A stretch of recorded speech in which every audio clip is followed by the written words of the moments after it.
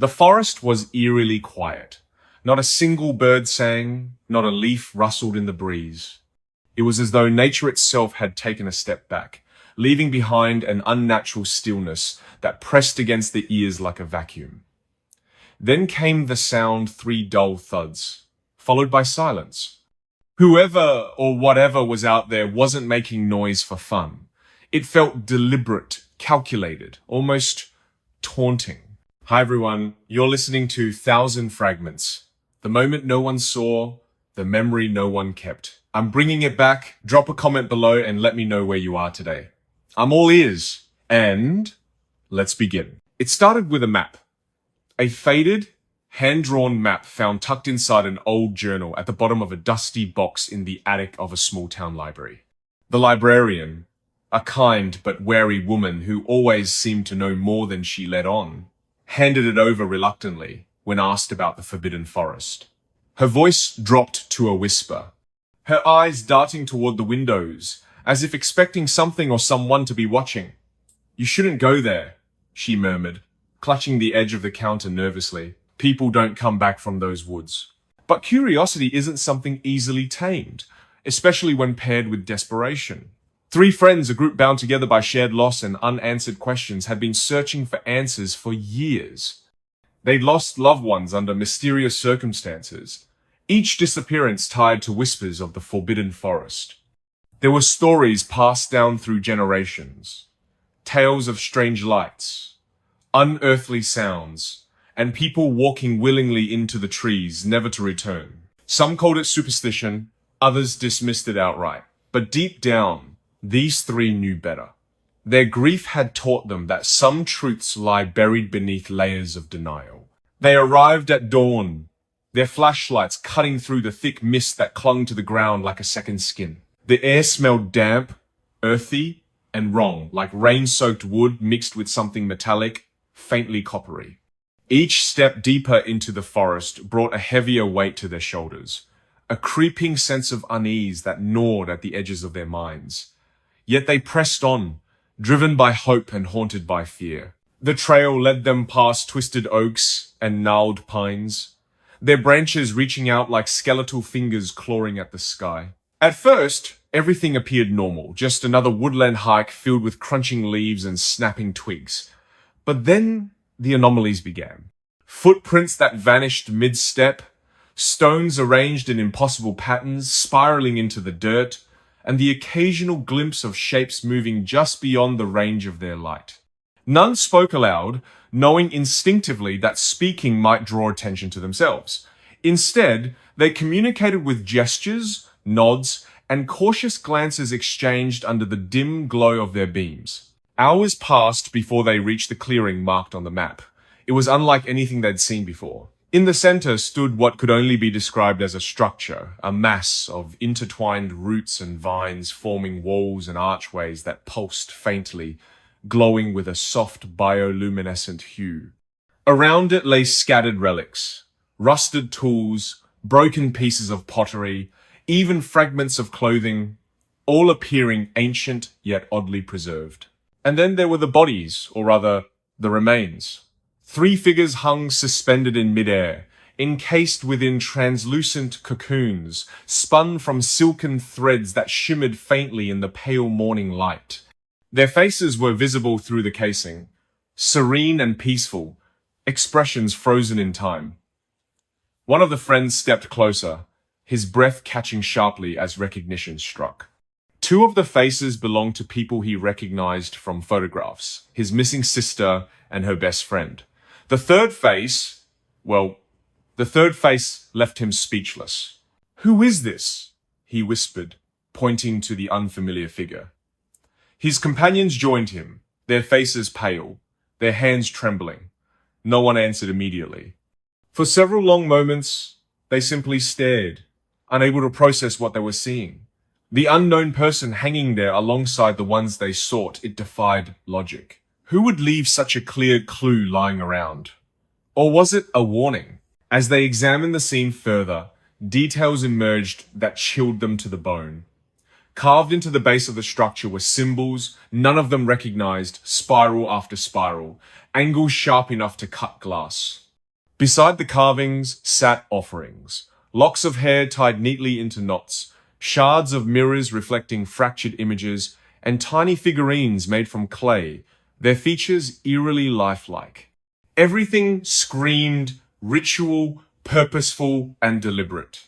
Someone or something wanted them here, wanted them to see this. Suddenly, the atmosphere shifted.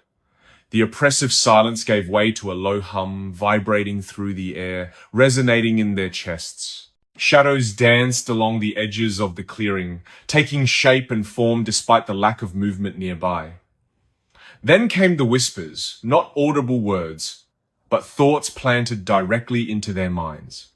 Memories surfaced unbidden.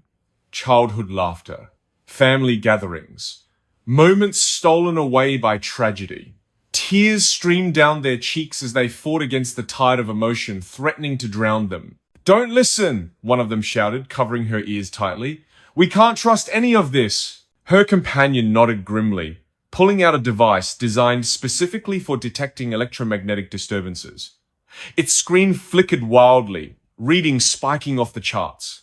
"This place, it's alive," he muttered, staring at the numbers scrolling across the display. "It's reacting to us." Before anyone could respond, movement caught their eye. From the shadows surrounding the clearing emerged figures humanoid in shape, yet grotesquely distorted. Limbs bent backward, heads tilted at unnatural angles, and eyes glowing faintly with an inner fire. They moved slowly, deliberately, circling the trio like predators sizing up prey. One of them stepped forward, its mouth opening wide in a grin that revealed too many teeth, each one jagged and uneven. Its voice, when it spoke, came not from a single source, but from everywhere at once, overlapping harmonies, creating a cacophony of sound. "You've come far," it intoned, its tone dripping with mockery. "Farther than most dare venture. What do you seek?" "We're looking for answers," the leader replied firmly, though his voice betrayed the tremor coursing through him. "For closure." The creature tilted its head, studying them closely. "Answers," it echoed thoughtfully. "Closure." Another chuckle escaped its lips, low and guttural. "Such fragile things, your desires, so easy to break." Without warning, the ground beneath them trembled violently. Roots erupted from the soil, wrapping around their legs, pinning them in place. Panic surged, but so did resolve. One of the friends produced a blade hidden within her jacket, slicing through the restraints, binding her. She freed herself, then turned to help the others. As soon as they were loose, the creatures attacked not physically, but mentally. Images flooded their minds, visions of paradise, perfect worlds untouched by pain or sorrow. Each vision carried the face of someone dear to them, beckoning them forward, promising salvation. "Resist!" the leader cried internally, shaking his head violently to clear the haze clouding his thoughts. "This isn't real!" And yet, how could he deny the pull? How could he ignore the call of happiness so pure it hurt to look upon? Slowly, inexorably, he began to move toward the structure, drawn by forces unseen and unknowable. His friends tried to stop him, grabbing his arms, shouting warnings, but nothing mattered anymore. All that existed was the promise waiting just within reach. Then came the twist, the revelation that shattered everything. Just as the leader touched the surface of the structure, a blinding flash of light illuminated the entire clearing. When the glare faded, they saw something impossible. A fourth cocoon hanging near the others, freshly formed and pulsing faintly. Inside, unmistakably, was the leader himself, his face calm, blissful, utterly unaware of the horror unfolding around him. "No!" one of the remaining friends gasped, backing away in terror. "He didn't!" "Yes," the lead creature rasped, stepping closer now. "Your friend chose paradise over reality. Such devotion is rare, admirable even. Perhaps you will follow suit." Desperation clawed at their hearts, but survival instincts kicked in. Grabbing handfuls of dirt and debris, they hurled them at the nearest creatures, buying precious seconds to escape. The forest fought back, branches whipping down, roots snaking upward, trying to ensnare them again. Still, they ran, their lungs burning, their muscles screaming, until finally, mercifully, they burst back onto familiar terrain. Exhausted and shaken, they collapsed onto the grass outside the forest's boundary, clutching each other tightly. Questions burned in their minds, demanding answers. Why hadn't the leader resisted? Was the pull truly irresistible? Or had the forest chosen him specifically? And most importantly, why had it let them go? Days later, sitting in a dimly lit diner miles away, they pieced together fragments of knowledge gleaned during their ordeal. According to local legends, the Forbidden Forest wasn't merely cursed, it was sentient. It fed on emotions, memories, hopes, and fears, weaving illusions so convincing that victims surrendered willingly, believing they'd found utopia. Those left behind often went mad, trying to understand why their loved ones wouldn't return, consumed by guilt and regret. Yet one detail nagged at them incessantly. If the forest took what it wanted, why had it offered them a choice? Why hadn't it claimed them too?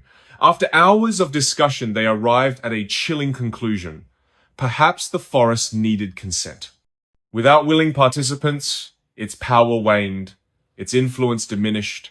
By resisting, they had weakened it, denying it sustenance. Or maybe, just maybe, it had let them live because it knew they'd tell others. Because every story spreads fear, and fear attracts new prey. The climax came weeks later. Unable to shake the experience, one of the survivors returned to the forest alone, determined to uncover the truth. Armed with cameras and recording devices, she ventured deep, capturing evidence of the horrors lurking within.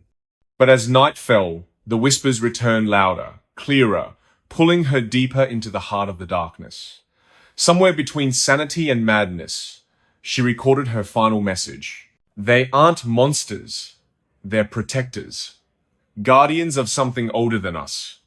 We disturbed their peace, now they'll take mine. Her footage ended abruptly, leaving behind only static and silence. Search parties scoured the area for days, finding nothing except her abandoned gear and a new cocoon swaying gently in the wind. And that was another story lost in time.